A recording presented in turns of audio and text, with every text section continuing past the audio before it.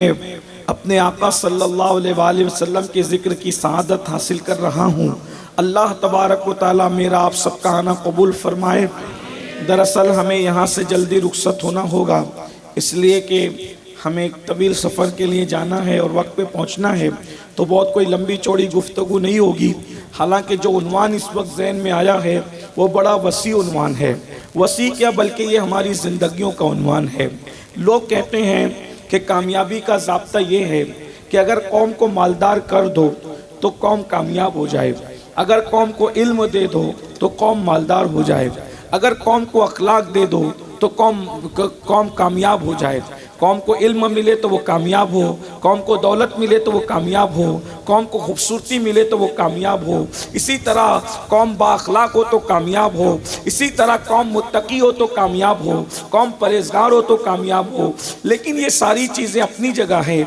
मैं यहाँ पर किसी मुफक्किर से इख्तिलाफ करने की बजाय मैं एक बात यहाँ कहना चाहता हूँ, अगर हम अपनी कौम को कामयाब देखना चाहते हैं, उन्हें कामयाबी से हमकिनार करना चाहते हैं, तो उन्हें सिर्फ एक चीज़ देनी होगी।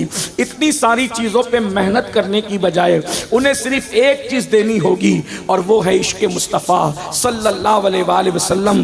कौम को आशिक़ रसूल बना दो, वो खुद ब खुद मुत्तकी बन जाएगी। कौम को आशिक़ रसूल बना दो, वो खुद ब खुद बाअखलाक बन जाएगी। कौम को आशिक़ रसूल बना दो, वो खुद बाकिरदार बन जाएगी। कौम को आशिक़ रसूल बना दो, वो खुद इल्म वाली बन जाएगी। कौम को आशिक़ रसूल बना दो, वो खुद हुस्न वाली बन जाएगी। इश्क़ मुस्तफ़ा में इतनी ताकत है, इश्क़ रसूल में इतनी ताकत है।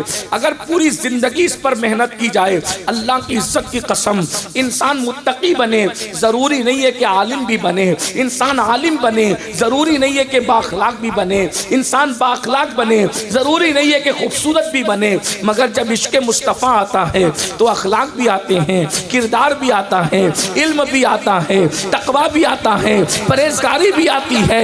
और याद रखना, अल्लाह की इज्जत की कसम, चेहरे पे ऐसा नूर आता है कि उससे चांद भी शर्माता नजर आता है। इश्क़ मुस्तफ़ा की ताकत इतनी बड़ी ताकत है, तुम इस ताकत का अंदाजा करो या ना करो, इश्क़ मुस्तफ़ा की ताकत का अंदाजा अपने नहीं बल्कि गैरों को है। दुनिया जानती है जिस दिन ये खाक मिट्टी का ढेला जिसे इंसान कहते हैं, मुश्क पर खाक, अगर ये इंसान आशिक़ रसूल बन गया तो दुनिया में फिर किसी को पनाह नहीं मिल सकती।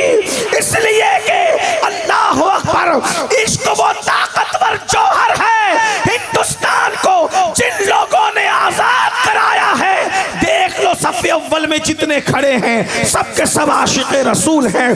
फजल खैराबादी से लेकर किफ़ायत अली काफ़ी मुरादाबादी तक। याद रखना, मैं बहुत माजरत के साथ गलती करूं तो दारुल इफ्ता मेरे पीछे है, सादात और उलमा मेरे साथ है, ये मेरा हाथ पकड़ कर इस्ता करेंगे। याद रखना, आलिम बुज़दिल हो सकता है, हाफिज़ कुरान बुज़दिल हो सकता है, अल्लाहु अकबर, अखलाक वाला भी बुज़दिल हो सकता है, इबादत वाला भी बुज़दिल हो सकता है, मगर आशिक़ मुस्तफ़ा कभी बुज़दिल नहीं होता। इसलिए कि जिसको मौत का डर नहीं होता वो सबसे बड़ा बहादुर होता है, और जिसे इश्क होता है उसका ये अकीदा होता है कि मरूंगा तो सरहाने आमिना का लाल तशरीफ लाएगा, मरूंगा तो कब्र में आमिना का लाल आएगा। इसीलिए तो आशिक को मदीने जाने में जितनी खुशी होती है उससे ज्यादा मर जाने में होती है। क्यों? मदीने जाओ तो गुंबद नजर आता है, मर जाओ तो गुंबद वाला नजर आता है। मेरा इमाम कहता है कब्र में लहराएंगे ताहश्र चश्मे नूर के, जलवा फरमा होगी जब तलात रसूलुल्लाह की, खाक होकर इश्क में आराम से सोना मिला, जान की एक शीर है उल्फत रसूलुल्लाह की। और आसी गाजी पूरी कहते हैं, 8 फूले न समाएंगे कफन में आसी, कब्र की शब है किस गुल से मुलाकात की रात। ये कौम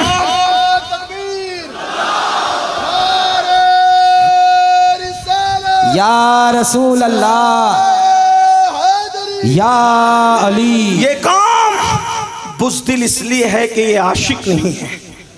ये कौम गुनहगार इसलिए है बड़ी माजरत के साथ कि ये आशिक नहीं है।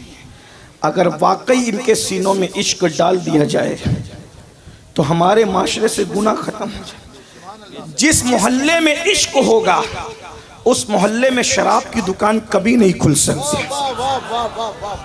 इसलिए कि दो दुकानें एक साथ किसी उन्वान पे चल ही नहीं सकती हैं।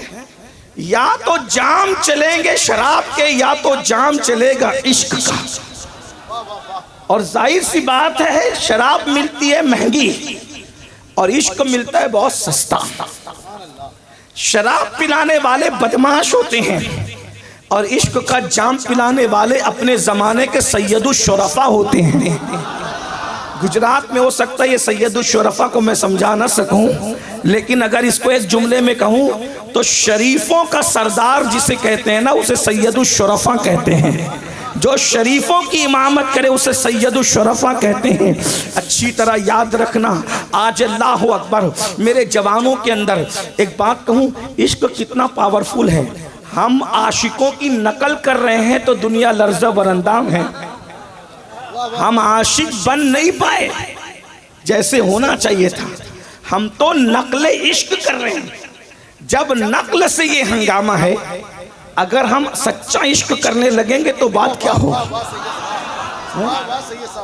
बस मेरी गुजारिश है, नकल की बजाय असल पर आइए। अपने इश्क की एनर्जी को नारों पर सिर्फ खर्च करने की बजाय अमल के मैदान में खर्च कीजिए।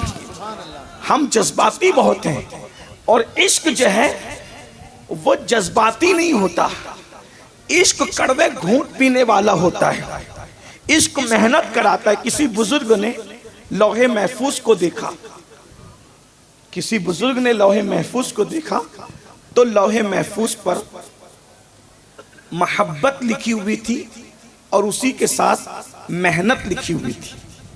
तवज्जो करना, बहुत लंबी गुफ्तगू मैंने कह दी कि मैंने नहीं करना, लेकिन जो कहने बैठा हूँ अल्लाह करे वो पैगाम आप तक पहुँच जाए। लौहे महफूज पर सब लिखा हुआ है, तो मोहब्बत भी लिखी थी और मेहनत भी लिखी थी। तो मोहब्बत ने मेहनत को देखा और मेहनत ने मोहब्बत को देखा, तो दोनों ने आपस में बातें की। तो मेहनत ने कहा, अय मोहब्बत, तेरी लिखावट तो मेरी तरह है, तेरी सूरत तो मेरी तरह। पढ़े लिखे लोग जानते हैं, अगर मोहब्बत लिखो मीम हा बा ता मोहब्बत, मेहनत लिखो मीम हा नून ता, सिर्फ एक नुक्ते का फर्क है। नीचे नुक्ता लगे तो मोहब्बत और ऊपर नुक्ता लगे तो बस एक नुक्ता, बस एक नुक्ता, बड़ा फर्क नहीं है। तो मेहनत ने मोहब्बत से कहा तुझ में और मुझ में कोई फर्क नहीं है, फिर हम दूर दूर क्यों है। शक्ल एक है, सूरत एक है, एक नुक्ते का फर्क है। तो मोहब्बत ने उस दिन वादा कर लिया कि जहां तू रहेगी वहीं मैं रहूंगी, जहां तू नहीं रहेगी वहां मैं नहीं रहूंगी। तो अब अगर जांचना है कि मोहब्बत किसके पास है, तो आपको ये देखना पड़ेगा कि मेहनत किसके पास। जिसके पास मेहनत होगी उसी के पास मोहब्बत होगी। जिसके पास मेहनत नहीं होगी उसके पास कुछ और तो हो सकता है मगर मोहब्बत नहीं हो सकती। अब आपसे चेक करें, चलें सुबह से आगाज करते हैं।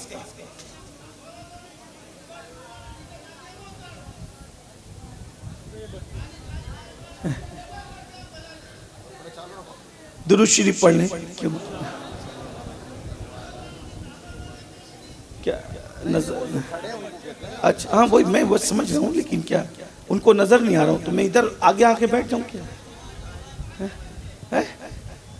आवाज नहीं, अब वो लगा दे, स्टैंड लगा, वो आवाज नहीं वहाँ के बच्चे बात करते हैं। अच्छा वो हाँ गुफ्तगू में मेरा ख्याल चला जाता है कि स्टैंड लगा दे दुरूद शरीफ पढ़ने से। असल में वो स्टैंड बार बार रुकू कर रहा था तो फिर मैंने इसलिए इसको हाथ में ले लिया। एक बार दुरूद शरीफ पढ़े आप। रब्बे सल्ले व सल्लिम दाइमन अबदा अला हबीबिका खैरुल खल्क़ि कुल। सलात वस्सलाम। सब दुरूद शरीफ पढ़ने एक बार। सय्यदना मौलाना मुहम्मद बारिक वसल्लम सल्लु अलैहि सलातु व सलाम अलैका या रसूलल्लाह सल्लल्लाहु अलैहि वसल्लम।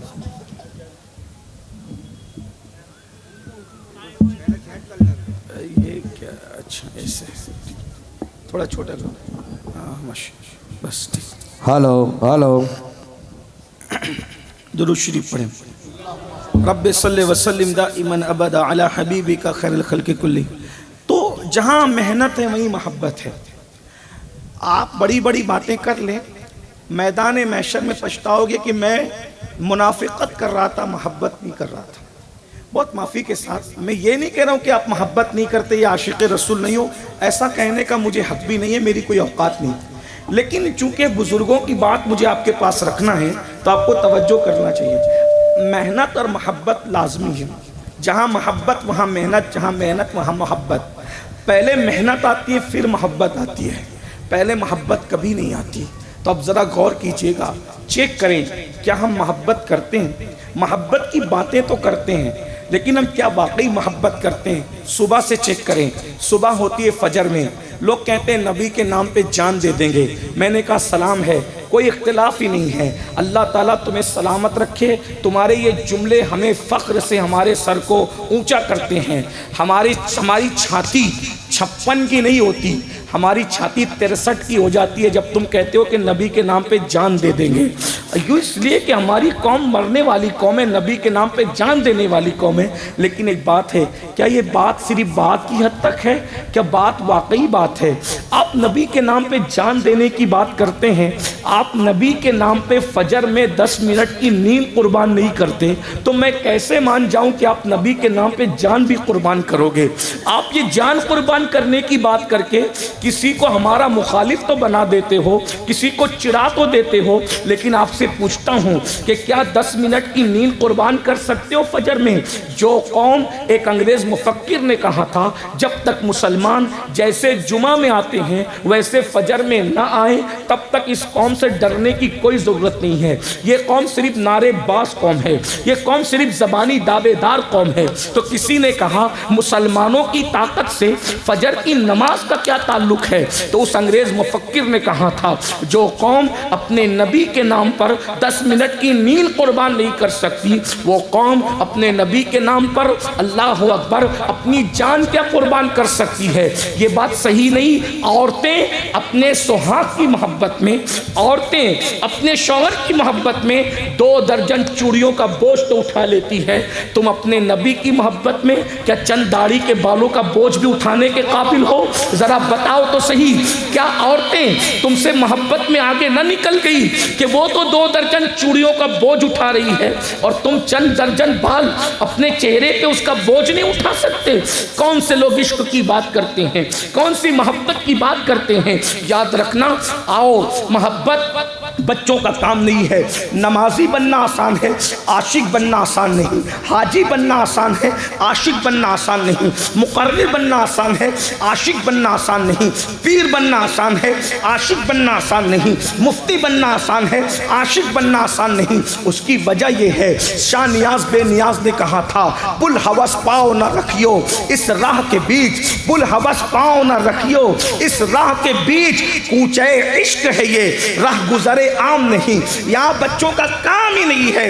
इश्क किसे कहते हैं?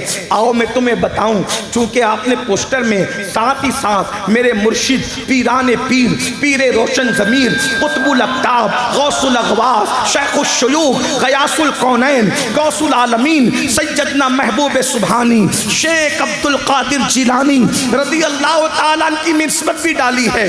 तो एक बात मैं उनके हवाले से पेश कर दूं। इब्तिदाई अय्याम थे, मेरे मुर्शिद के इब्तिदाई अय्याम थे। चंद साल की उम्र थी, नन्हे से बच्चे थे, मदरसे आया जाया करते थे। गैब से एक आवाज़ आती थी, अब्दुल कादिर महबूब बनोगे या इश्क करोगे? महबूब बनोगे या इश्क करोगे? तो गौसे पाक अपनी अम्मी के पास जाते हैं और माँ से पूछते हैं, अम्मी एक सवाल पूछा जा रहा है कि मैं आशिक बनूं या इश्क करूं या आशिक बन जाऊं? इश्क करके आशिक, इश्क करके के आशिक बन जाऊं, या मैं इश्क न करते हुए सिर्फ मकाम महबूबियत ले लूं? क्या जवाब दूं माँ? जरा गौर करें, गौसे आजम की अम्मी कितनी पढ़ी लिखी अम्मी थी, गौसे आजम की अम्मी कितनी मुत्तकी अम्मी थी, गौसे आजम की अम्मी कितनी परहेजगार अम्मी थी कि इतना बड़ा सवाल गौसे पाक किसी मुफ्ती से हल नहीं करा रहे हैं, किसी आलिम से हल नहीं करा रहे हैं, वक्त के किसी शेखुल इस्लाम के पास नहीं जा रहे हैं, अपने घर में माँ से पूछ रहे हैं और माँ जवाब भी दे रही है। जवाब बाद में बताऊंगा, लेकिन पहले ये भी अर्ज करूंगा, आज कौन नहीं चाहता मेरा बच्चा मुत्तकी रहे, मेरा बच्चा परहेजगार रहे। लेकिन एक बात मैं कहकर आगे बढ़ता हूं, जब तक माँ मुत्तकी नहीं होगी तब तक किसी का बच्चा मुत्तकी नहीं हो सकता। माएँ बेपर्दा घूमती रहे, माएँ ब्यूटी पार्लर जाती रहे, माएँ मर्दों से, अजनबी मर्दों से बातें करती रहे, माएँ चौखट पे बैठ करके गलियों का नजारा करती रहे और फिर तसव्वुर करे कि मेरा बच्चा मुत्तकी होगा। आपको मैं बता दूं गौसे आजम की अम्मी की शान क्या है। अल्लाह अकबर, कमोबेश 56 साल की उम्र के बाद गौसे आजम की अम्मी का निकाह हुआ। 56 साल तक अपने बाप के घर में रही, बगैर बाप की चौखट को फलांग कर कभी आंगन में भी ना गई। जब माँ इतनी मुत्तकी होती है तो बेटा वलियों का सरदार पैदा होता है।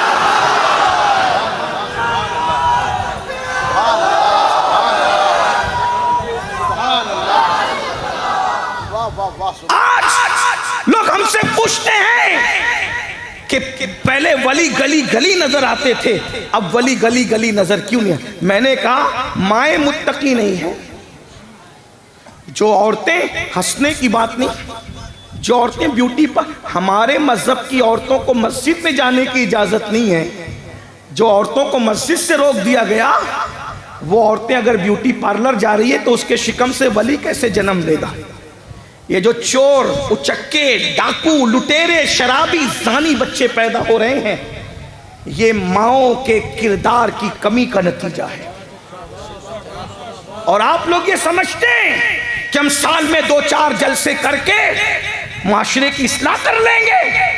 बहुत माजरत के साथ इस्लाह माशरा के खुतबा में मुझे भी कहीं ना कहीं आखिरी में लोगों ने जगह दी है, और जहां जाता हूं लोग कहते हैं इस माशरे की इस्लाह करो, लेकिन मैं बोल तो देता हूं, मगर ये बात मैं आज धौल का वालों, चूंकि ये वलियों की बस्ती इसलिए कह जाता हूं, आप मुझसे बहुत बड़े बड़े मुकर्रिरों को भी बुला के इस्लाह माशरा पे तकरीरें करा लो, माशरा कभी नहीं बदल सकता जब तक के माएँ ना बदले। जब तक माएँ ना बदलेगी तब तक माशरा नहीं बदल सकता। माओं का किरदार आज क्या हो गया? सीरियल के बगैर इन्हें नींद नहीं आती। हंसने की बात नहीं है, ये तो रोने का मकाम है। अगर माएँ और बहनें सुन रही है, उनसे मेरी गुजारिश है, बहनों को सीरियल के बगैर नींद नहीं आती। अगर खाना बना रही हो किचन में तो गाना सुनते सुनते खाना बनाती है, बच्चे को दूध पिला रही है तो जो है वो गाना सुनते सुनते दूध पिला रही है, फिल्म देखते देखते दूध पिला रही है।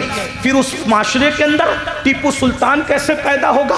टीपू सुल्तान गाना सुनकर दूध पिलाने वाली माँ के पेट में नहीं आता। टीपू सुल्तान सीरियल देखकर दूध पिलाने वाली माँ की गोद से पैदा नहीं होता। टीपू सुल्तान, अल्लाह अकबर, वलीमों में बेपर्दा चक्कर लगाने वाली माओं से पैदा नहीं होता। टीपू सुल्तान, अल्लाह अकबर, मर्दों से बेहिजाबाना बात करने वाली औरतों से पैदा नहीं होता। एक बात बताऊं, ये भी शान कुदरत है। टीपू सुल्तान की माँ का नाम फातिमा था, उसके बाप का नाम हैदर अली था। जरा गौर करें, अल्लाह अकबर, यानी पता चला जब जब भी अली और फातिमा मिलते हैं तब कोई बहादुर जन्म लेता है, चाहे नाम का हो चाहे किरदार का हो। नारे तकबीर, चाहे किरदार का हो। और उसकी माँ कितनी मुत्तकिया थी, जब किसी ने कहा अल्लाह अकबर सुल्तान, तेरा छोटा भाई अंग्रेजों का एजेंट हो गया है, तो कान भरने वालों के कान, चूंकि बादशाहों के कान कच्चे होते हैं, अक्सर मैंने बड़े मर्तबे वालों को कच्चे कान का देखा। जैसे दरिया का कोई पड़ोस नहीं होता, वैसे बादशाहों का कोई दोस्त नहीं होता।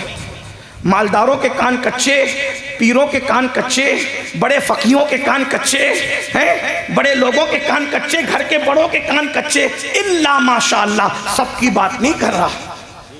लेकिन अक्सरियत यही मुझे पता चला, सुल्तान बहादुर था लेकिन बादशाह था, कच्चे कान थे।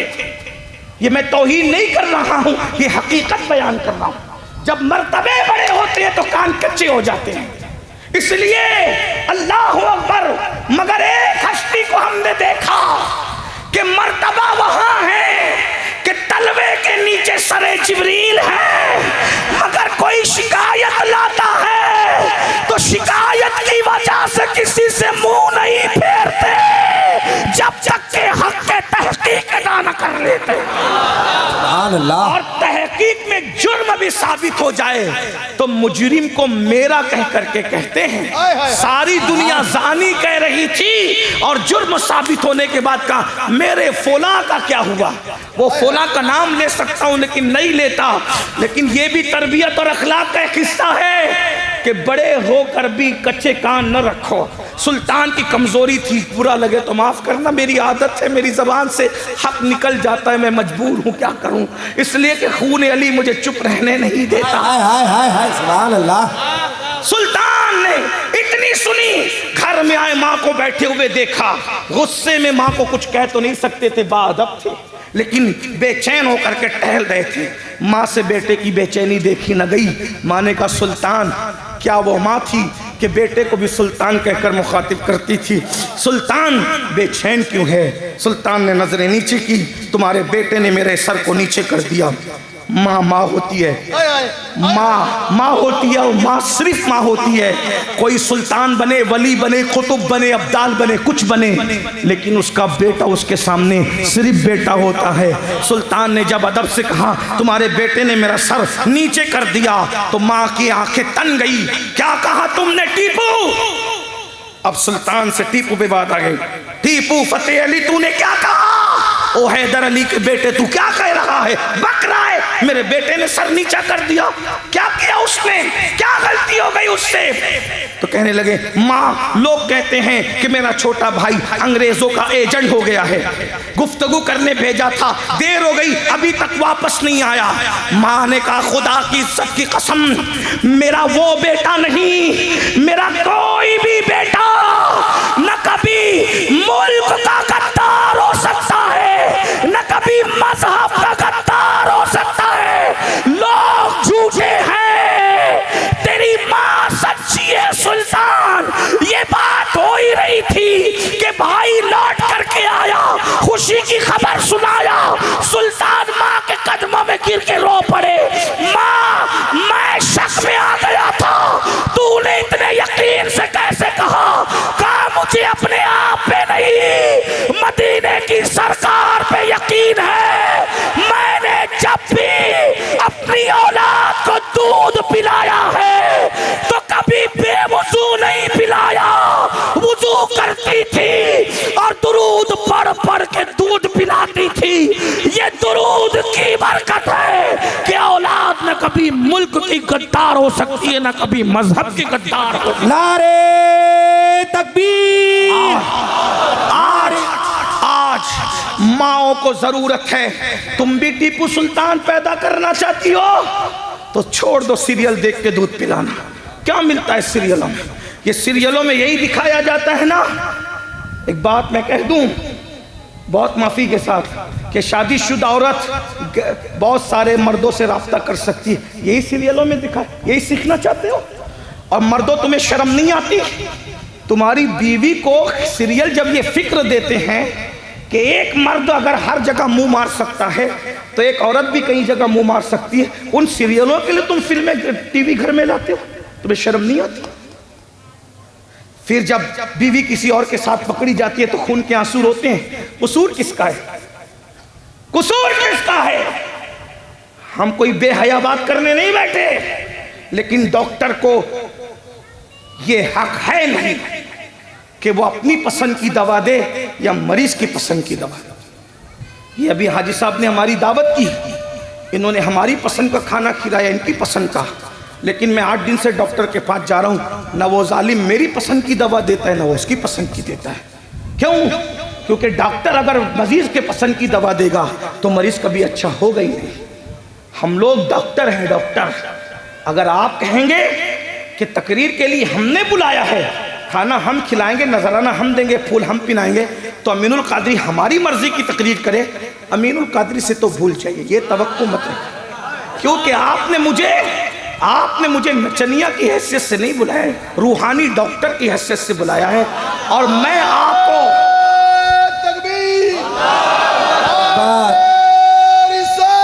या रसूल अल्लाह या पीर सैयद अमीनुल कादरी जिंदाबाद, पीर सैयद अमीनुल कादरी जिंदाबाद। आप कह दे यार वो फुला साहब तो कह के कि सुन्नी जन्नती है और ये सिर्फ डरा के जाता है। मैंने कहा वो साहब जो कहते हैं उसके जिम्मेदार वो हैं, लेकिन मैं रूहानी डॉक्टर के तो अगर मैं नहीं हूँ रूहानी डॉक्टर, लेकिन आपने बुलाया रूहानी डॉक्टर की हैसियत से है, तो मैं जो जुर्म देखूंगा रूहानियत के हवाले से उसका ऑपरेशन भी करूंगा, उसका इंजेक्शन भी लगाऊंगा और उसकी दवा भी दूंगा जहाँ जैसी ज़रूरत हो। आज क्या शादीशुदा औरतों की कंप्लेन नहीं आ रही है इस मुल्क में?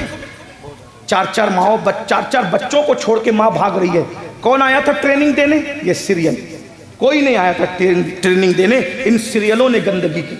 और हमारे माशरे में जिना की, बदकारी की बढ़ने की सबसे बड़ी वजह बेपर्दगी है।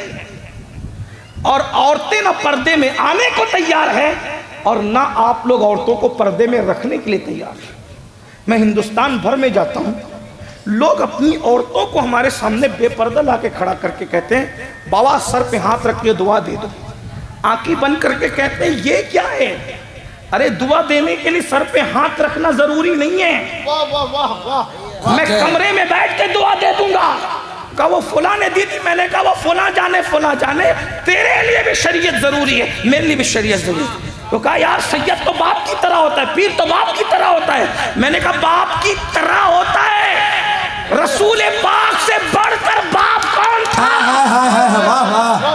पीर बाप की तरह है, लेकिन रसूलुल्लाह तो इस उम्मत के रूहानी बाप है। उम्मत के नहीं बल्कि वो आदम के भी रूहानी बाप है, वो हव्वा के भी रूहानी बाप है। मेरे इमाम अहले सुन्नत कहते हैं उनकी नबूवत, उनकी उबूवत सबको आम। शेर की तशरीह करने का वक्त नहीं है, लेकिन कहता हूँ उनकी नबूवत, उनकी उबूवत सबको आम। हव्वा अरूस किसकी? उन्हीं के पिसर की है। जाहिर में मेरे फूल, हकीकत में मेरे नखल, उस गुल की याद में ये सदा बुल बशर की है। वो सबके रूहानी बाप है। आदम सबके जिस्मानी बाप है, मेरे नबी सबके रूहानी बाप है। लेकिन सहाबियात हुजूर के सामने आती थी तो बापर्दा आती। जब नबी के सामने पर्दा फर्ज है तो पीर के सामने, इमाम के सामने, पड़ोसी के सामने है। लोग कहते हैं ये गली की जो भाभी बन जाती है ना, पूरे गली की भाभी, ये बड़ी खतरनाक है। आपके यहाँ ऐसा है कि नहीं है, लेकिन अक्सर जगह है। ये जो गली की भाभी होती है मोहल्ले की, वो सबके मुंह लगी रहती है और ये तो मेरा देवर है, ये तो मेरा भाई है। अरे जालिम, जब सगे देवर से पर्दा फर्ज है तो गली के मुंह बोले देवरों की क्या हैसियत है? अगर आपने मुझे बुलाया है तो कड़वा ही सुनने के लिए, अगर सुन सकते हो तो बुलाओ, वरना कोई बात नहीं। ढोलका वालों, ये तुम्हारी हमारी आखिरी मुलाकात है, हंसने की बात नहीं है। बहुत खूब, बहुत खूब। जब सगा चचाजाद भाई से पर्दा करना फर्ज है, सगे चचाजाद भाई से पर्दा कर, सगे मामूजाद भाई से पर्दा फर्ज है, सगे खालाजाद भाई से पर्दा करना फर्ज है, सगे बहन भाई से पर्दा करना फर्ज है। आप मुझे बताएं, हजरत उस्मान गनी सैयदा फातिमा के सगे बहन भाई थे और एक बार नहीं 2-2 बार बहन भाई बने थे उस्मान गनी। और फिर रसूलुल्लाह ने ये कहा अगर मेरे घर में 100 बेटियां होती और एक के बाद एक इंतकाल करती जाती तो मैं एक के बाद एक उस्मान गनी के निकाह में देता चला जाता। जो 2 बार बहन भाई बना वो उस्मान गनी। मैं चैलेंज से कहता हूं एक मुलाकात उस्मान गनी और सैयदा फातिमा की साबित कर दो। हक है, हक है, हक, बिल्कुल हक। एक मुलाकात साबित। यहाँ तो मेहंदी लगाने सालियां चली, यहाँ तो हल्दी लगाने सालियां चली, यहाँ तो उंगली पकड़ने, और कहते साली बहन भाई का रिश्ता मजाक का रिश्ता होता है। मैंने कहा जो 2-2 बार साली बनी है, मैं कहता हूँ क्या मेरा उस्माने गनी है? हाँ हाँ सुभान अल्लाह। अरे शान उस्माने गनी को अंदाजा कर लो, जिसका 2 बार ससुर मोहम्मद रसूलुल्लाह बनता है, 2 बार अली जिसका साड़ू बनता है, और फातिमा ज़हरा 2 बार जिसकी साली बनती है, उसको उस्माने गनी कहा जाता है। और अहले सुन्नत का इमाम यूं गुनगुनाता है कि नूर की सरकार से पाया दोशाला नूर का। सुभान अल्लाह सुभान ये अल्लाह। शान उस्माने गनी है यार, लोगों को उस्मान हजम नहीं होता है। वह जन्नती थे, मैंने कहा जन्नत से बड़ी चीज नबी ने उनको दे रखी थी। हक है हक। जिसके निकाह में 2 बेटियां हो, करोड़ों हूरें जिसे रश्क की नजर से देखती है, वो नबी की शहजादी रुकैया और उम्मे कुलसूम है। सुभान अल्लाह। नबी ने 2-2 दिया ना, जरा इसको भी सुन लें। आजकल ये बातें हो रही है कि उस्माने गनी मुसलमान थे कि नहीं। बड़े मुहक्किक आ गए तुम। अबू बकर मुसलमान थे कि नहीं, उमर थे कि नहीं, उस्मान थे कि नहीं। मैंने कहा तुझे जुमा की 2 रकअत पढ़ने की औकात नहीं, तू उनके ईमान को गिनता है। जिनको हर सहाबिये नबी, हर सहाबिये नबी, अरे जिनको मानने का नाम ईमान है, जुमला याद कर लो, जिनको मानने का नाम ईमान है, तुम उनके मोमिन होने पे तहकीक कर रहे हो हैं? सिद्दीक और फारूक, उस्मान और हैदर को मानने का नाम ईमान है। और रही बात उस्माने गनी की, तो मुझे यहाँ एक वाक़या याद आ गया। ये यूट्यूब के नाबालिग मुहक्किकों पे जो हमारे छोकरे फिसल रहे ना आजकल, और सहाबा को मशकूक नज़र से देखते हैं, कहते हम तो अहले बैत वाले हैं। मैंने कहा मैं हमसे बड़ा अहले बैत, सैयदों से बड़ा अहले बैत वाला कौन होगा? हम कभी फ़ख्र नहीं करते नसब पर, हाँ नहीं करते नसब पे फ़ख्र, लेकिन इतना ज़रूर कहते हैं जितना अली मुर्तज़ा को और सैयदा को सैयद चाहेंगे, अपने माँ बाप को कोई और चाहेगा? हम कोई फ़ख्र की बात नहीं करते। जब हमने ये बात की तो एक राफ़ज़ी ने कहा कि तुम लोग भी सैयद हो। सैयद तो सिर्फ हमारे यहाँ। मैंने कहा जब गौसे आज़म और गरीब नवाज़ जैसे सैयद हमारे पास हैं, तो यानी पीवर माल तो अहले सुन्नत में ही है। सुभान अल्लाह। ना नासबियों के पास है ना राफ़ज़ियों के पास है। एक बात और सुन्नियों को कह दूँ, ये जो राफ़ज़ियों पे उछल कूद करते हो ना, राफ़ज़ी ना गौसे पाक को मानते हैं ना गरीब नवाज को मानते हैं। वहाँ सिर्फ सहाबा किराम का मामला नहीं है, सहाबा तो फिर सहाबा हैं, वो सहाबा के गुस्ताख हैं, लेकिन वो गौसे पाक को भी कहते हैं कि वो सैयद नहीं है, वो गौस पाक को भी सैयद नहीं मानते। और तुम कादरी होकर उन पे फिसलते हो, वो महबूब इलाही पे लानत करते हैं, और तुम चिश्तियों के उन पे फिसलते हो। और महबूब इलाही पे लानत क्यों करते हैं पता है? कि महबूब इलाही ने अपने मलफूजात में कह दिया कि हज़रत अमीर माविया सहाबी हैं। सुभान अल्लाह। हाँ, उन्होंने जब कह दिया हज़रत महबूब इलाही ने कि वो सहाबी हैं, जब सहाबी कह दिया तो ऐसी जली कि वो लोग हज़रत महबूब इलाही को सैयद मानने के मुनकिर हो गए, लानत करने लगे। और गौसे आजम ने तो ऐसी धूल चटाई, इतनी किताबें लिखी राफ़ज़ियत के रद में कि वो कहने लगे कि ये सैयद ही नहीं। लेकिन मैंने कहा सूरज पे धूल डाल के सूरज का बिगड़ता क्या है? सूरज पे कोई थूके तो मुंह थूक पे उसके मुंह पे आता है। अरे तुझ जैसे लोग मेरे शेख अब्दुल कादिर जिलानी के नसब पे क्या हमला करेंगे? अब्दुल कादिर जिलानी वो है जिसको गरीब नवाज जैसे लोग कहते हैं या गौसे मुअज़्ज़म, नूरे खुदा, मुख्तार नबी, मुख्तार खुदा, सुल्तान दो आलम, कुतबे औला, हैरात जलालत अर्द शम्स। नारे गौसिया। आप क्या समझते हैं? जिसने सरकार मखदूम अशरफ जहांगीर सिमनानी ने कहा, उनका रिसाला है रिसाले क़बरिया। मखदूम साहब लिखते हैं कि मैंने अपनी ज़िंदगी में जितने फ़िरक़े देखे उसमें सबसे बदतरीन फ़िरक़ा जो है वो राफ़ज़ी है। और आप कहते सुन्नी तो अहले बैत बयान नहीं करते तो हम इसलिए सुनने वहां जाते हैं। मैंने कहा अगर सुन्नी अहले बैत बयान नहीं करते तो मन कुन तो मौला वाली हदीस किसने बयान की वो बता। हाय हाय हाय हाय सुभान अल्लाह। है? उसके जितने रावी हैं 50 से ज्यादा सब सुन्नी है, उसमें कोई रावजी नहीं है। ये रिवायत तिरमिजी की किसने बयान की? अल्लाह के रसूल ने फरमाया मस्जिद नबवी में जितने दरवाजे हैं सबके दरवाजे बंद कर दिए जाएं, 2 ही दरवाजे खुले रहेंगे, या तो अली का या तो नबी का। सुभान अल्लाह सुभान अल्लाह। जनाबत की हालत में अगर मस्जिद नबवी में कोई आ सकता है या तो वो अली आ सकते हैं या तो नबी आ सकते हैं, कोई नहीं आ सकता। अरे दिल्ली की जामा मस्जिद में कोई जुनबी नहीं जा सकता, मोहल्ले की जामा मस्जिद में कोई जुनबी नहीं जा सकता, लेकिन मस्जिद नबवी में 2 ही जा सकते हैं, या तो अली जा सकता है या तो नबी जा सकता है। ये रिवायत किसने बयान की? इसके रावी सब सुन्नी है। सुभान अल्लाह सुभान अल्लाह। महफिल में जब सब बैठे होते थे तो अली को देखकर कौन तकता था? सुन्नी तकता था कि रावजी तकता था? बता ना, बता। हालांकि हम उनको जो है वो उनको मानना सुन्नियत करार देते हैं, लेकिन बात अगर 2 ग्रुप की आएगी, तुम्हारा और हमारा, तो हमारे यहाँ जितने सब सुन्नी समझ लो, है ना? किसने कहा था? अरे हम सुन्नियों के इमाम ही ने तो कहा था।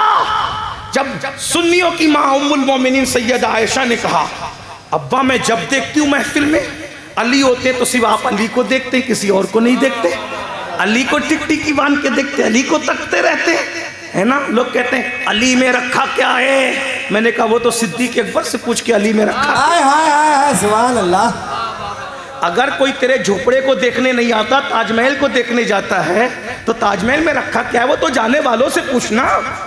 तेरा झोपड़ा है, ताजमहल किसी की मोहब्बत की यादगार। अगर कोई किसी को तकता है तो यूं ही नहीं तकता, उसमें कुछ होता है। किसी ने कहा था ना कि अगर हम पे मरता है कोई तो हम में कुछ है। तो जो सिद्दीक अकबर जैसा जिसकी मोहब्बत में फरिश्ते टाट पहन ले, अगर वो किसी को तके तो वो चेहरा क्या होगा? और एक बात बताऊं, अरे अफ्रीका में कोई किसी को तके तो बात समझ में आती। अंधों में काना राजा, वो सारे चमकते सितारों में जिस चेहरे को सिद्दीक देखते होंगे, उस चेहरे की चमक दमक का आलम क्या होगा? अल्लाह अकबर। तो सिद्दीका ने सिद्दीक से पूछा कि अली का चेहरा क्यों देखते हो? तो सिद्दीक ने कहा मैंने सैयदुस सादिकीन से ये सुना है, मेरे नबी ने फरमाया अली को देखना इबादत है। नारे हैदरी। तो सारी रिवायत सुन्नियों के, ये तो 300 साल के बाद पैदा हुआ। तो सुन्नियों के यहाँ जितना जिक्र अहले बैत उतना। मैंने पहला मिसरा पकड़ा, दूसरा भी पढ़ लूँ फिर बात आगे बढ़ाऊँ। उस्मान गनी थे बड़े खूबसूरत, बहुत खूबसूरत थे। और एक बात बताऊँ, एक बात और बता दूँ, उस्मान गनी को गाली देने वालों को बात और बताऊँ। उस्मान गनी एक रिश्ते से हुजूर अलैहिस्सलातु व तस्लीम के मामू लगते हैं, आपको नहीं पता है? हाँ, ये रसूलुल्लाह की अम्मी जान के चचा के बेटों में आते हैं। हाँ, ये बड़ा रिश्ता है, बड़ा रिश्ता है। कभी मैं इसकी तशरीह करूंगा। हाँ, उस्मान गनी कोई मामूली आदमी नहीं है। आप क्या समझते हो उस्मान गनी को? बहुत खूबसूरत थे। एक दिन रसूलुल्लाह ने उनको कुछ सामान दिया, सामान, बोले ये उस्मान के घर दे के आओ। उस वक्त हज़रत रुकैया और उस्मान बैठे हुए थे। हज़रत अनस छोटे से बच्चे थे और अभी पर्दे का हुक्म नहीं आया था, वरना अभी मैंने पर्दे पे बात की ना, अभी वो छोटे थे, 8-10 साल की उनकी उम्र थी, पर्दे का हुक्म भी नहीं आया था। यानी रसूलुल्लाह की एहतियात देखे, पर्दे के हुक्म से पहले भी कोई चीज़ अगर किसी के हाथों घर में भेजनी हो तो नाबालिग बच्चों के हाथों से भेजा करते थे। ये हुजूर की एहतियात थी, हैं? हाँ, और आजकल बेटियों को भेज रहे हैं अकेले, पिकनिक पे जाओ, बालिग बेटियों को, बालिग बेटियां पिकनिक पे जा रही। मेरे भाई अल्लाह से डरो, खुदा के लिए माशरा बर्बाद मत करो, अपने हाथों से अपने पैरों पे कुड़ाड़ी मत मारो, किसी पे एतमाद करने की जरूरत नहीं है। मैं बेटी के मामले में अगर अपने आप पे भी एतमाद कर रहा हूं तो ज़हर कातिल है।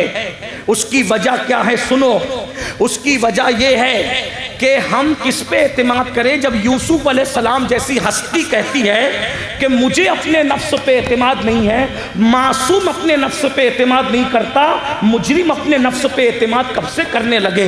इसलिए अल्लाह के बंदो, अल्लाह से डरो, अपनी बेटियों की इज्जत की हिफाजत करो। तो बहरहाल सैयदना उस्मान गनी ज़ुन्नूरैन रज़ी अल्लाह तबारक व तआला अन्हु को के पास अल्लाह के रसूल ने हज़रत अनस को सामान देख कर लेकर के भेजा।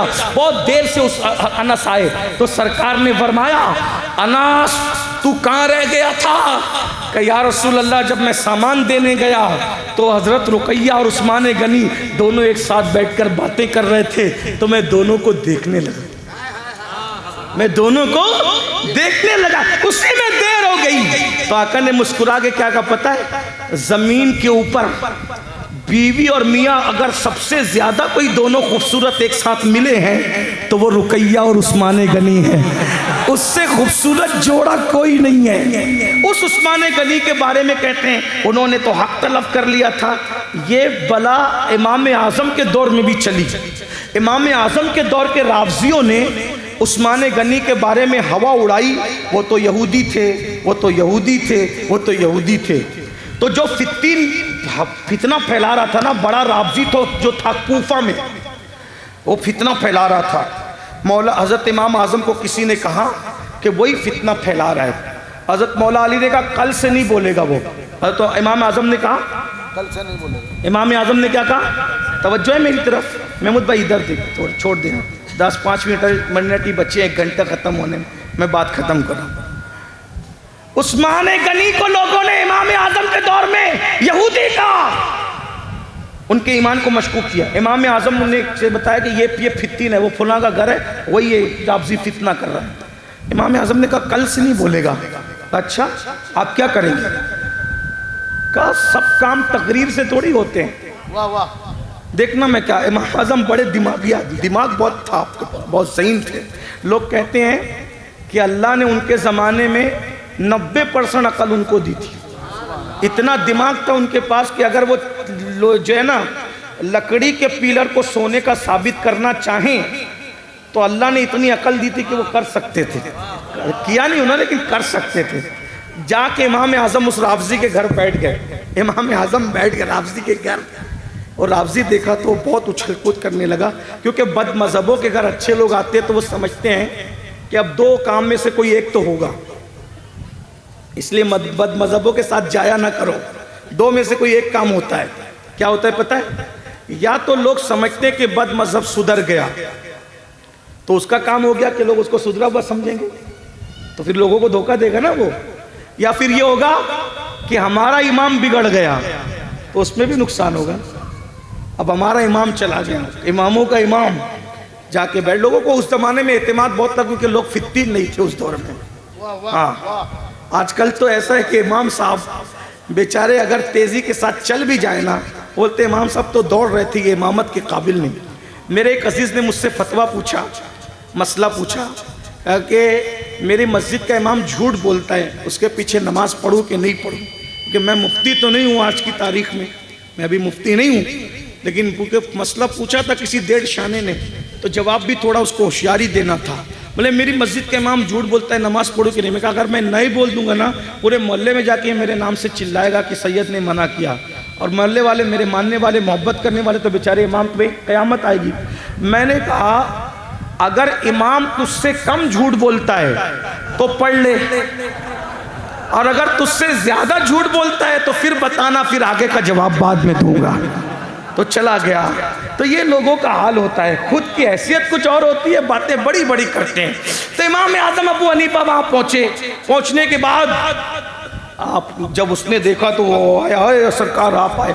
अरे हम तो आए बड़ा काम लेके। कहा क्या? बोले तुम्हारी बेटी पे रिश्ता लेकर आए। इमाम आज़म रिश्ता लेकर आए। रिश्ता? हाँ, लड़का आलिम दीन है, मेरा बहुत बड़ा आदमी है, हाफिज़ है, मुफ्ती है, फ़कीह है, करोड़पति है, दौलतमंद है, ये वो है, जितनी खूबसूरत है, यानी जितनी तारीफ हो सकती थी मैंने तो आज के ज़माने के हिसाब से कही। इमाम आज़म ने बहुत बड़ी बात की, उसकी राल टपकने लगी, क्या दामाद मिल रहा है, क्या दामाद मिल रहा है ना। जब ऐसा दामाद इमाम आज़म के ज़रिए मिले तो कहा सरकार ऐसा है? हाँ खूबसूरत भी बहुत है, बोलो क्या कहते हो। तो उसने कहा आप रिश्ता लाएं और इतनी खूबियां हो, मना कौन करे भाई, बिन देखे बिस्मिल्लाह। हाँ बोले एक उसमें ऐब है, वो भी बता दूं ताकि तुम फंस ना जाओ। बोले ऐब क्या है? बोले ऐब ये है कि वो यहूदी है। वो क्या है? हाफिज़े कुरान है मगर यहूदी है, आलिम दीन है मगर यहूदी है, खूबसूरत है मगर यहूदी है, मालदार है मगर यहूदी है, सखी है मगर यहूदी है, दौलतमंद है मगर यहूदी है, बाहया है मगर यहूदी। उसने कहा बहुत अकीदत रखता था आपसे, राबजी होकर भी आपसे अकीदत थी। आज सारा शीश में चकनाचूर, आपकी अकल ठिकाने पर है। मुझ जैसा मुसलमान, हजार खूबियां उसमें हो, किसी यहूदी को बेटी दे सकता है? और आपको रिश्ता लाने से पहले शर्म आनी चाहिए थी कि आप यहूदी का रिश्ता मेरे घर, मुसलमान के घर ला रहे हो। इमाम आजम ने मुस्कुरा के कहा क्या हुआ, इसमें कौन सी बड़ी बात है? जब नबी ने यहूदी को अपनी 2-2 बेटियां दे दी, भाई नबी ने जब यहूदी को अपनी 2-2 बेटियां दे दी तो तू एक देने में तुझे क्या हरज है? कदम पकड़ के कहता है समझ में आ गया है? अरे जब अदना मुसलमान यहूदी को एक बेटी नहीं देता तो जो मुसलमानों की जान बल्कि ईमान की भी जान है, किसी यहूदी को अपनी 2 बेटी कैसे दे सकता है? अब सुन लो, सिद्दीक और फारूक उस्मान और अली के मोमिन होने की सबसे बड़ी दलील ये है कि अबू बकर और उमर को सुसर बनाया क्योंकि वो मोमिन थे, उस्मान और अली को दामाद बनाया क्योंकि वो मोमिनों की आबरू थी। अगर आप उनको काफिर कहोगे तो भी मैं कहूंगा जब तू काफिर को अपना सुसर नहीं बनाता तो सैयदुल मुरसलीन ने किसी काफिर को अपना सुसर कर। बात दूर निकल गई, बहरहाल बात दूर दूर चलती गई। सरकार गौसे पाक अपनी माँ के पास गए, यही बात चल रही थी, भूल तो नहीं गए ना? हाँ, माँ से पूछा माँ एक सवाल आता है, इश्क करूं कि महबूब बनूं? माँ ने कहा बेटा मेरी गली के नुक्कड़ पर एक बाबा बैठता है, बाबा जिसे लोग पागल कहते हैं। वो पागल नहीं है बेटा, वो कुतुब है हमारे जिलान का। ये राज किसी को बताना मत, ये तुझे को बता रही हूं। गौस पाक की अम्मी आंगन उंगाल कर बाहर नहीं गई है, लेकिन मर्तबा ये है कि गली के नुक्कड़ पे कुतुब बैठता है। मैं सोचने लगा कि सबकी गली के नुक्कड़ पे क्यों नहीं बैठा, जिलान में गौसे आजम की गली के कोने पर ही क्यों बैठा? तो गोया के बता रहे हैं जब अब्दुल कादिर बच्चा होना तो बचपने में भी ये शान है कि जिलान का कुतुब उनकी गली के कोने पे बैठता है। कुतुब जिलान जिसकी गली के कोने पे बैठे उसे शेख अब्दुल कादिर जिलानी कहते हैं। लोगों को क्या समझ में आए गौस पाक का मर्तबा? गौस पाक कहते हैं इन्नी आलम व माला तालमुन का राज बनकर आए। बहरहाल माने का बेटा उससे जा करके पूछना, वो तेरे सवाल का जवाब देगा। ये सवाल बड़ा है और ये कोई आम इंसान नहीं पूछ रहा है, ये गैबी आवाज़ है, वहाँ जाके पूछ। वो गए, बाबा पागल से मजजूब थे, वो लोग पागल समझते। हर पागल मजजूब नहीं होता, लेकिन हर मजजूब पागल नजर आता है। नजर आता है, धोखा मत खाना, क्योंकि कुछ लोग होते कुछ है, नजर कुछ आते हैं, इतना याद रखना। ट्रेन में बैठो ना तो दरख्त तो घूमते नजर आते हैं, बस में बैठो तो दरख्त तो कभी नहीं घूमते, इतना याद रखना। इसलिए अल्लाह वालों के पीछे मत पड़ना, उनके पीछे मत पड़ना, बर्बाद हो जाओगे। अल्लाह वालों के पीछे पड़ने वाले बर्बाद होते हैं। देख रहे हैं यूट्यूब के नाबालिग मुहक्किकीन का अंजाम, कितना फुदक रहे थे, कहाँ पहुंचाया कुदरत ने कि फिरते हैं मीर दर दर, कोई पूछता नहीं। ये हाल है वलियों के दुश्मनों का, वलियों के गद्दार का। गौस पाक गए, 4 साल की उम्र थी का बाबा, एक सवाल आता है क्या जवाब दूं? बाबे ने कहा बेटे कल आना, मैं तुम्हारे सवाल का जवाब बन जाऊंगा। तवज्जो नहीं की गौस पाक ने, क्या कहा? मैं तुम्हारे सवाल का जवाब, कल का इंतजार था। कल गए तो वो बाबा था ही नहीं, बाबा नहीं था। अम्मा ने तो कहा था कि वो कुतुब है। ये कुतुब लोग भी झूठा वादा करते हैं क्या? ऐसा तो नहीं हो सकता कोई कुतुब झूठा वादा करे। वली नहीं करता तो कुतुब क्या करेगा? अरे मोमिन नहीं करता तो कुतुब और वली क्या करेगा?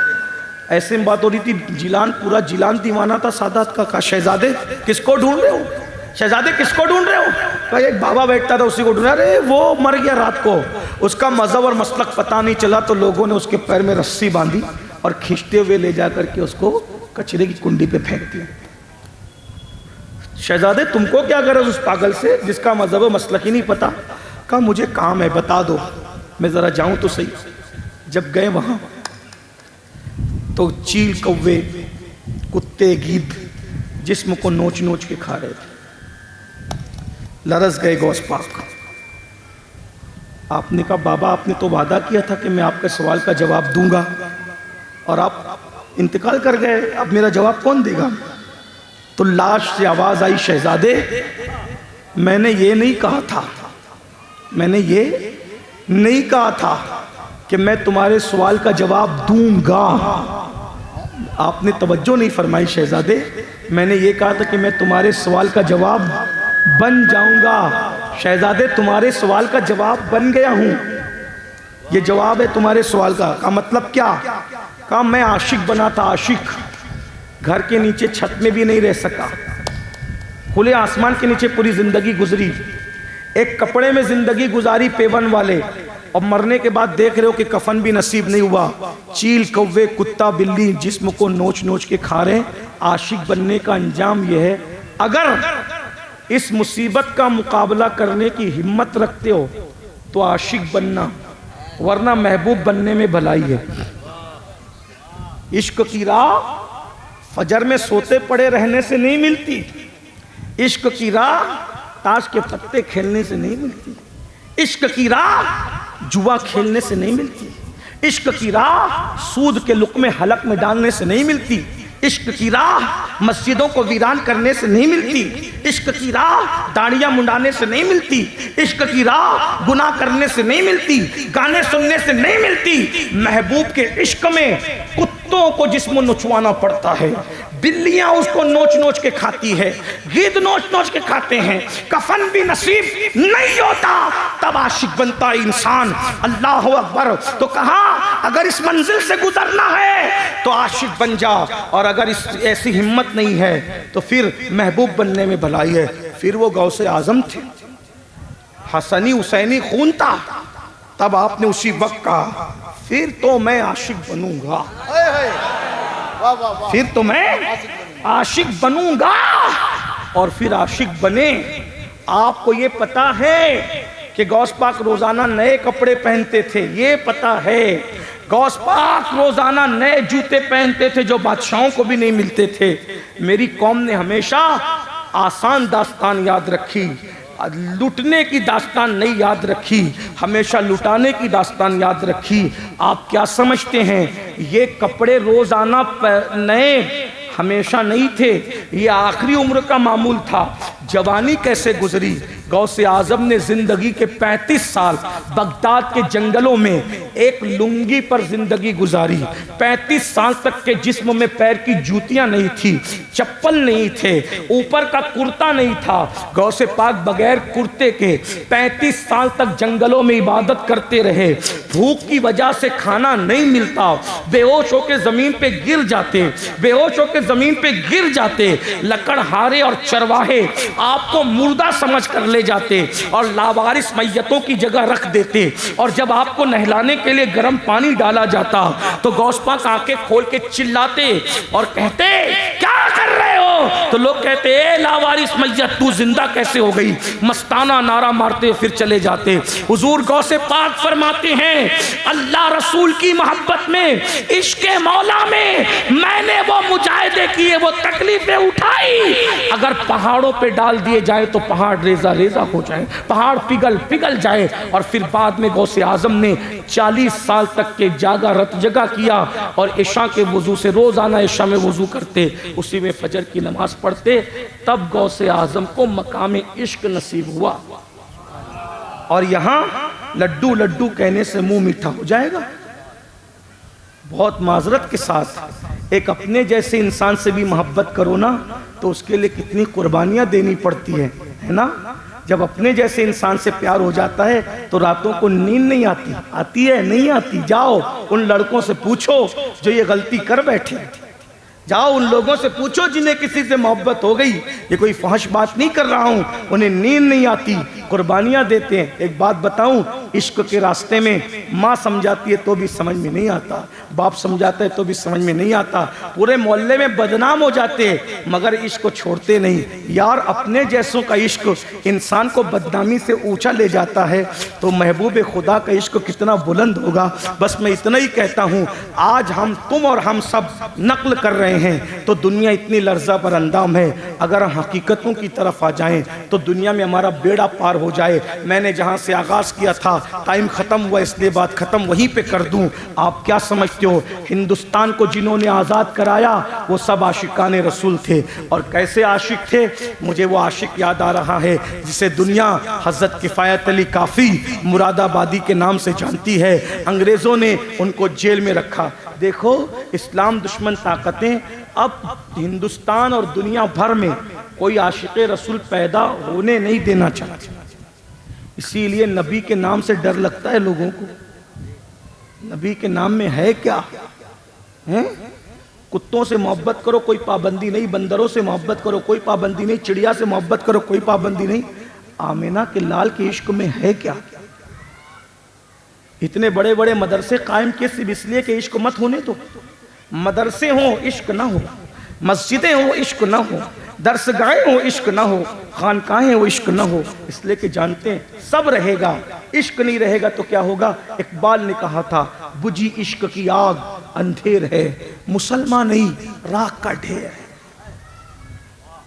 अगर इश्क है तो फरिश्ते भी तेरा एहतराम करने तैयार है। अगर इश्क है तो तू अकेला रोए तो तेरा महबूब अपने आस्तीन से तेरे आंसू पूछे। वाह वाह वाह। सबसे इश्क किया ना, उनसे इश्क करके देख लो। इश्क करोगे ना, जब कोई तुम्हारा दिल तोड़ेगा हबीब उसी दिन तुम्हारे ख्वाब में आएगा। और अगर तुम ज्यादा इश्क वाले हो तो फिर ख्वाब में नहीं वो हकीकत में भी आएगा। आप क्या समझते हो? बस यही कह करके जा रहा हूं, हो सके तो इश्क की आग दिल में लगा लो।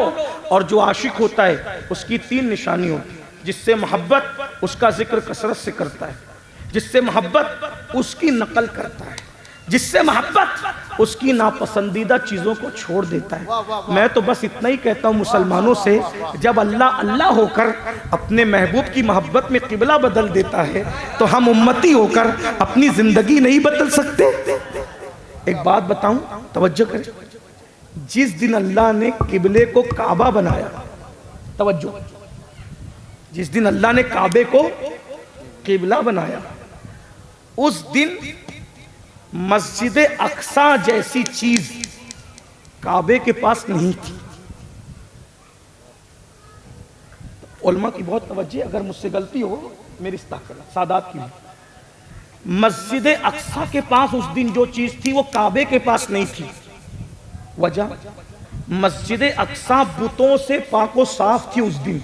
वाह वाह। और काबे पर 360 बुत रखे थे। तो इस एतबार से किबला होने का ज्यादा हकदार कौन हो रहा था? अकली एतबार से जो बिल्कुल पाक और पवित्र थी, जिसपे 360 गुंडे बिठाए गए हों, क्या वो उस वक्त किबला होने के काबिल था? लेकिन महबूब ने कहा नहीं, निगाह उठी तो अल्लाह ने फरमाया, कद नरा तक़ल्लुब वजहिका फिस समा फला नुवल्लियन्नका क़िबलतन तरदाहा। यहां अभी काबे का जिक्र नहीं है, न बैतुल मुक़द्दस का जिक्र है। किसी भी मक्तबे फिक्र का तर्जुमा उठा के देख लो, अल्लाह फरमाता है, हबीब हम देख रहे हैं बार बार आपका चेहरा आसमान की तरफ उठाना, निगाहें आसमान की तरफ उठाना, तो हबीब हम उसी को किबला बना देंगे तरदाहा, जिसमें आपकी खुशी है। अरे खुदा को बैतुल मुक़द्दस और काबे से क्या मतलब? खुदा तो खुदा है, हमें तो सिर्फ तेरी रजा चाहिए। तरदाहा, जिसमें तेरी खुशी है उसी को किबला बना देंगे। पता चला वो बेनियाज जब महबूब की मोहब्बत में किबला बदल दे, जब वो बेनियाज महबूब की मोहब्बत में, कि मोहब्बत यही है ना, बेनियाज होकर महबूब अगर तेरी खुशी है ना तो मैं किबला बदल दूं। अक्सर नबियों का किबला बैतुल मुकद्दस, तेरे दादा का किबला बना देते हैं, ठीक है ये तेरे, लेकिन तेरी रजा खुशी थी बस। अभी काबे का जिक्र नहीं, मस्जिद हराम का जिक्र तो आगे आ रहा है। कुरान पढ़ो, सूरतुल बकरा में जो है वो दूसरे पारे की इब्तिदाई आयतें हैं, कोई ज्यादा लंबी चौड़ी बात नहीं है ना। तो बहरहाल तो अल्लाह क्या करे, तेरी खुशी तरदाहा, तेरी खुशी के लिए हम किबला बदल देंगे। जब अल्लाह नबी की खुशी के लिए किबला बदल देता है, किबला बदलता है, तो हम नबी की खुशी के लिए गुनाहों की जिंदगी को छोड़कर नेकी की जिंदगी में नहीं आ सकते, जिंदगी नहीं बदल सकते। अगर बदल डालो और आशिक रसूल बन जाओ, नबी को तकलीफ पहुंचाने वाली चीजें छोड़ दे तो क्या मकाम मिलेगा। अब वो आखिरी बात सुन लीजिए, किफायत अली काफी मुरादाबादी, बहुत बड़ा हीरो हमारा ये। मैं बार बार इन बुजुर्गों का जिक्र इसलिए करता हूं कि लोगों ने इनको भुला दिया। ये जितनी आंधियां है ना, सब तुम्हें याद है। 1857 में जिन्होंने पहली ईंट रखी थी आज़ादी के, तुम उसको भूल गए हो तासुब की वजह से। कम से कम हमारे यहाँ तो जिक्र होना चाहिए। बहुत बड़ा हीरो है काफ़ी मुरादाबादी, अपने वक्त का आलिम, हुसैनी सैयद, इमाम हुसैन की औलाद, हुसैनी सैयद। बहुत खूबसूरत था ये जवान, जवान कड़ियल जवान, बड़ा आलिम, बड़ा मुहक्किक और बड़ा अजीम शायर, जिसकी शायरी की शान यह है कि आला हजरत कहते हैं अगर शायरों की दुनिया बनाई जाए तो अहमद रजा अगर वजीर आजम बनेगा नात की दुनिया में तो काफी बादशाह कहलाएगा। अब गौर करें कि आला हजरत जिसको अपने फन का बादशाह कहे और खुद को वजीर आजम कहे तो वो कितना बड़ा शायर होगा। तो जब बहुत पटाया उनको, काफी को कहा कि तुम छोड़ दो ये सब बातें, छोड़ दो, ये दे देंगे, वो दे देंगे, वो दे। काफी ने कहा मुल्क की गद्दारी हम नहीं कर सकते, मुल्क को बचाएंगे, मुल्क बचाएंगे। लोगों को बताओ, हमें बहुत लालच दी गई, हमारे पुरखों ने मुल्क को के साथ गद्दारी नहीं की, जान दे दी, मुल्क के साथ गद्दारी नहीं की। हम उन्हीं की औलाद हैं, उन्हीं की नस्ल है, उन्हीं के मानने वाले हैं। इसलिए कि हिंदुस्तान में किसका क्या है हमें नहीं मालूम, लेकिन हमारी कीमती अमानतें इसके सीने में मौजूद है। निजामुद्दीन औलिया इसी के सीने में दफन है, ये हमारी अमानत है। कुतुबुद्दीन बख्तियार काकी इसी के सीने में हमारी अमानत है।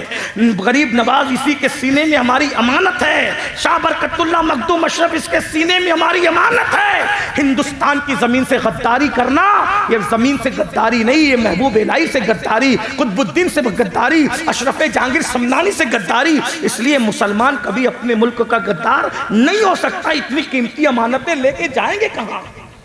तो याद रख, तो काफी को कहा अगर तू लालच में नहीं आता तो मरने के लिए तैयार हो जा। तो काफी मुरादाबादी ने कहा हम मौत मांगते नहीं, लेकिन अगर आ जाए तो हम पीछे भी नहीं हटते, क्योंकि मुसलमान को मरने में जितना मजा आता है ना किसी काम में नहीं आता। वजह क्योंकि जब वफादार रसूल मरता है तो नबी उसको लेने आते हैं। बस वफादार होना चाहिए, वफादार होना चाहिए। अगर तुम वफादार हो मैं तुम्हारे कदमों को अपने सर पे रखूं। लेकिन एक सवाल करूं, अगर नबी के वफादार हो तो तुम्हारे मोबाइल के स्क्रीन पर हीरो की तस्वीर क्यों है? तुम्हारे मोबाइल की रिंगटोन में गाना क्यों है? अगर वफादार हो, अल्लाह अकबर। काफी को कहा चलो फांसी देंगे, कहा ठीक है चलो। फांसी देने के लिए गए तो पूछा तेरी आखिरी ख्वाहिश क्या है? काफी तेरी आखिरी ख्वाहिश क्या है? काफी ने कहा पूरी जिंदगी नात लिखता रहा, पूरी जिंदगी नात लिखता रहा। एक नात का इजाफा करना चाहता हूं, एक नात नबी की लिखना चाहता हूं। कागज दे दो, कलम दे दो। और काफी ने नात लिखनी शुरू की। कोई गुल बाकी रहेगा न चमन रह जाएगा, पर रसूलुल्लाह का दीने हसन रह जाएगा। अतलसो कम ख्वाब की पोशाक पे नाजा न हो, इस तने बेजान पर खाकी कफन रह जाएगा। हम सफीरो बाग में हैं, कोई दम का चहचहा, बुलबुलें उड़ जाएगी, सूना चमन रह जाएगा। जो पड़ेगा साहिबे लौलाक के ऊपर दुरूद, आग से महफूज उसका तन बदन रह जाएगा। नाम शाहाने जहां मिट जाएंगे लेकिन यहाँ नाम शान जहाँ मिट जाएंगे, लेकिन यहाँ हश्र तक नामो निशाने पंजतन रह जाएगा और सब फना हो जाएंगे। काफी वो लेकिन हश्र तक नाते हजरत का जबानों पर सुखन रह जाएगा। अंग्रेज चिढ़ गए और चिढ़ने के बाद कहा इसको अभी फांसी नहीं देंगे, ये बहुत बड़ी बड़ी बात करता अपने नबी की शान में, ये बड़ा नबी से मोहब्बत करता है, इसको बहुत सताएंगे। कहा क्या करेंगे? उस जमाने में स्त्रियां थी, स्त्रियां जो कोयले वाली होती थी, कोयले की स्त्रियों में कोयले भरे भड़काए गर्म किए और गर्म करके लोगों के हाथ में देखा, ये काफी को लिटाकर उसके बदन पे चला दो, काफी को लिटाकर उसके बदन पे चला दो।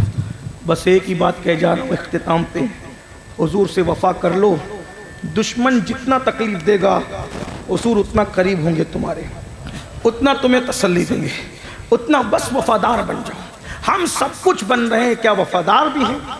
जब काफी के बदन पर इस्तरी चलने लगी गरम गरम, तो आदत के मुताबिक कहा या रसूल अल्लाह, कहा या रसूल अल्लाह, या रसूल अल्लाह। जैसी आंख बंद करके बेचैन होकर तड़प के कहा या रसूल अल्लाह, तो क्या देखा? खुशबू आ रही है।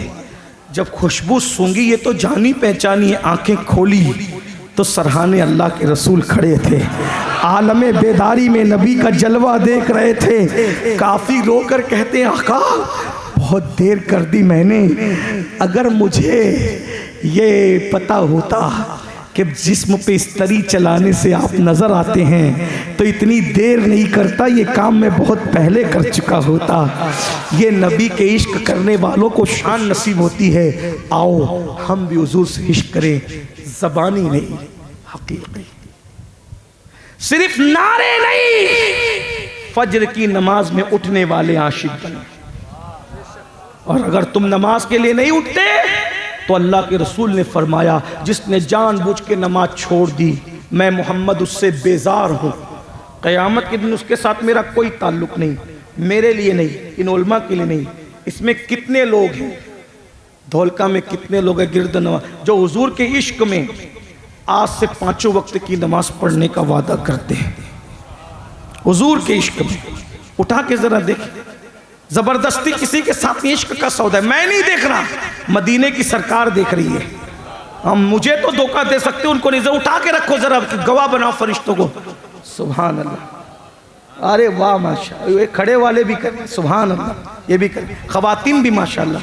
इसका मतलब ये है कि आज अब मस्जिदें भर जाएगी इंशाअल्लाह। बोलो सच्चा वादा कर रहे हो या झूठा? सच्चा कर रहे हो। एक और बात, बैनरों को मैंने आपके यहाँ देखा कि बैनर पे जगह जगह मेरे महबूब का नाम लिखा है, मजा आ गया। लेकिन एक बात कहूँ, बैनरों पे नाम लिखना अपनी जगह मैं मना नहीं करता, ना आपको हुक्म देता हूँ, कुछ नहीं कहता। एक बात कहता हूँ आपसे, एक गुफ्तगू करता हूँ। बैनरों पे हुजूर का नाम लिखने के साथ क्या हम दिल पर अपने नबी का इश्क लिख सकते हैं?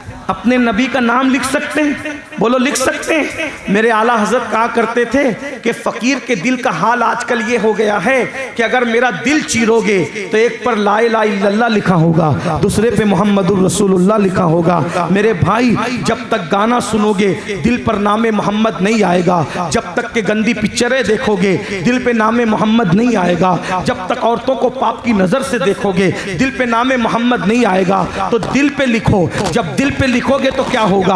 आंखों का तारा नामे मोहम्मद, दिल का उजाला नामे मोहम्मद, सल्ले अला का सेहरा सजाकर दूल्हा बनाया नामे मोहम्मद, पढ़ती दुरूदे दौड़ेगी हुरे लाशा जो लेगा नामे मोहम्मद, रखो लहद में जिस तन अजीजो पढ़कर सुनाना नामे मोहम्मद, आंखों में आके दिल में समा के रंगत रचा जा नामे मोहम्मद। और पूछेगा मौला लाया है क्या क्या, पूछेगा मौला मुझसे, पूछेगा मौला लाया है क्या क्या, पूछेगा मौला लाया है क्या क्या, मैं ये कहूंगा नामे मोहम्मद अपने जमीले रज़वी के दिल में आजा समा जा नामे मोहम्मद। अल्लाह हम सबको सच्चा आशिक़ रसूल बनाए। अस्तग़फिरुल्लाह रब्बी व मा अलैना इल्लल बलाग। अस्सलामु अलैकुम व रहमतुल्लाहि व बरकातुहू।